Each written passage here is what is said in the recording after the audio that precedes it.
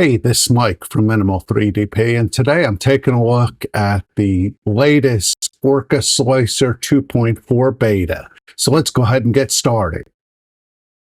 Before we begin, I want to do a PSA real quick, and I'll put the time below on if you want to fast forward through this.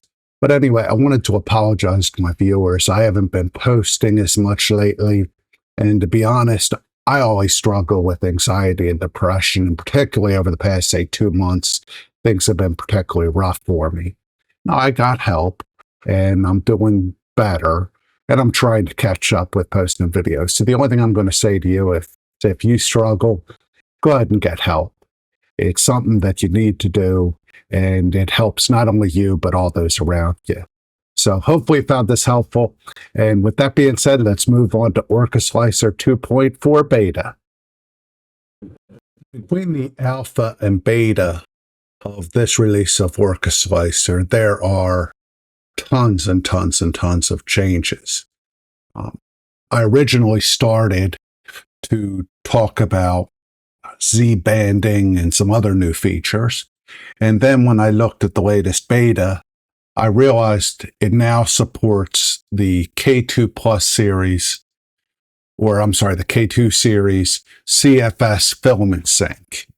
And that with somebody who uses their K2 Plus regularly and constantly, this is an awesome new feature. So let's take a quick look of that over in OrcaSlicer and see how it's implemented. So to start off, I am going to point out it does appear that I've lost at least some filament profiles. Now I can live with that, and I'm also appear to be missing 2 printer profiles. Again, something I can live with. I can pull that out of the old version and just port them over. I'm not really sure why I lost them. I need to look at that. Now, it may have something to do with Creality Cloud. So I am noticing some little issues here, and I'm not sure they're bugs or not, or just how I have things set up. So to start off, this is the profile I've worked on for my K2 Plus over the years that I'm really happy with. And we can now sync up the filament that's actually in the KFS. And we're going to start off with, I have a button up here to check the synchronization. So I'm clicking that to see if we can connect. This will take a minute. Now, my initial there, I can't connect. So let's see if we can figure out what's going on here. I'm going to try something. At the end here, I have the port. I'm going to try taking that out. Let's take the port out, and it can still connect. So maybe without the port, we'll get better results. Let's try that. Let's try again.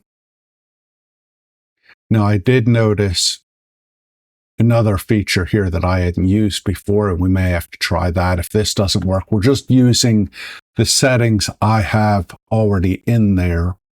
So again, not working. Let's go to the device page. That's still all up, so that's good. Let's try this. And I'm just going to hit browse here.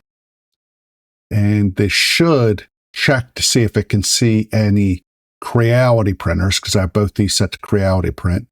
So it is seeing the printer. I'm going to hit use selected and click OK. And let's see if this works now. So again, we're seeing that error. So I'm not exactly sure what's going on here. So let me read the directions again, see if we can figure this out. Now I'm going to point out that I closed the program, reopened it, and all of a sudden it appears to at least be working tentatively. The colors are correct and the filaments are correct, although it really looks like I need to change this up because the filament in the CFS isn't exactly what I actually have in there, so I need to change the names. But here, you can get it to work. Now, I'm also just going to point out, and let me find the browser window here, that there is some bugs related to this under issues, and it looks like it's actively being worked on. So there is some issues, particularly for the K2 Plus. Now, I do have this I have to go through and I'll have to make some changes here with exactly which filament it's using. I want to try to sync this up. It appears I can only sync one way from the CFS to OrcaSlicer as opposed to OrcaSlicer back. So I'll have to get up and change it on the printer. Again, not a big deal, and this is still a work in progress. It is a beta. Now, one of the other big changes I want to talk about is, so here is Z anti-aliasing and contouring. So let me show this an example of the issue this is fixing. So this is fixing the stair-step effect. And there's a real neat animation here in the wiki that shows how you can really see those layers changing in normal mode. Z contouring is trying to smooth that out. So let's look at that live and see what that looks like. So I've switched over to my desk, and what I'm printing here are little mushroom caps. Our local parks department's doing a Midsummer's Night festival, fairy themed. And so I've agreed to print out some of these little mushroom caps to give to the kids as part of a scavenger hunt.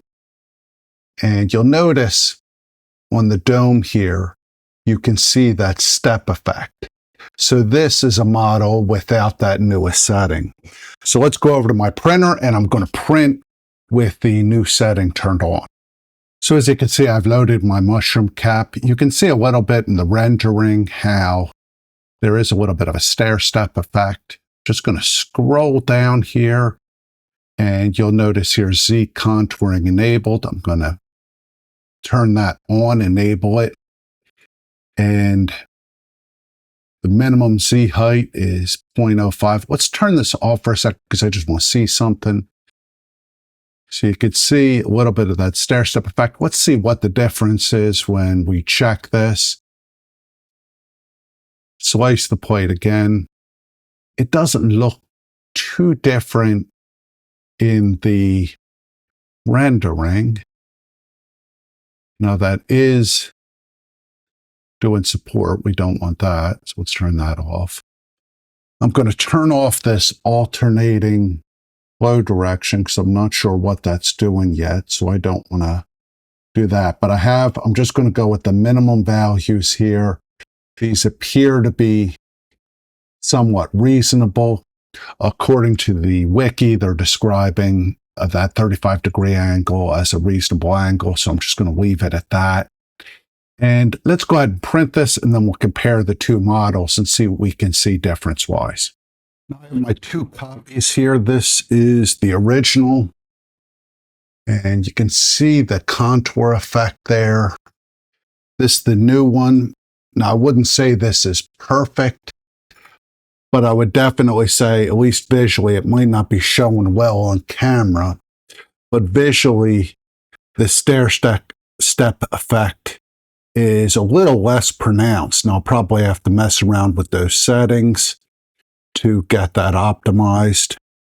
I'm just looking at this in general, and I can orient these the same way, or at least based on the seam. And yet the old one does have more of a stair-step effect. So there is a difference. Now, with that being said, while I was printing this, I did find a bug here that I'm going to have to research and possibly report. So let's switch back over to my Dell screen. Again, for my giveaway, they sent me some magic wands they wanted me to print. So I filled the bed. That'll take 2 hours. Now I did, because I had just done this test, had the Z contouring enabled. If I hit slice spike, you'll notice nothing happens. Turn off Z contouring. It slices, I can send. But if I go back now, so far I had the error once, turn this on, hit slice, I get an error that says unexpected number of instances. Once I close this error, if I leave the Z contouring enabled, nothing happens when I hit the plate. So again, there's still some work to be done. in OrcaSlicer Beta, but overall I'm pretty pleased. Now I will warn everybody, back up your settings before you install the beta. I'd even back up your settings before you download and install the latest release. If you have any questions or comments, please post below. I'm going to be doing a couple more videos on 2.4. I look forward to talking to you again soon. Thanks. Have a good day.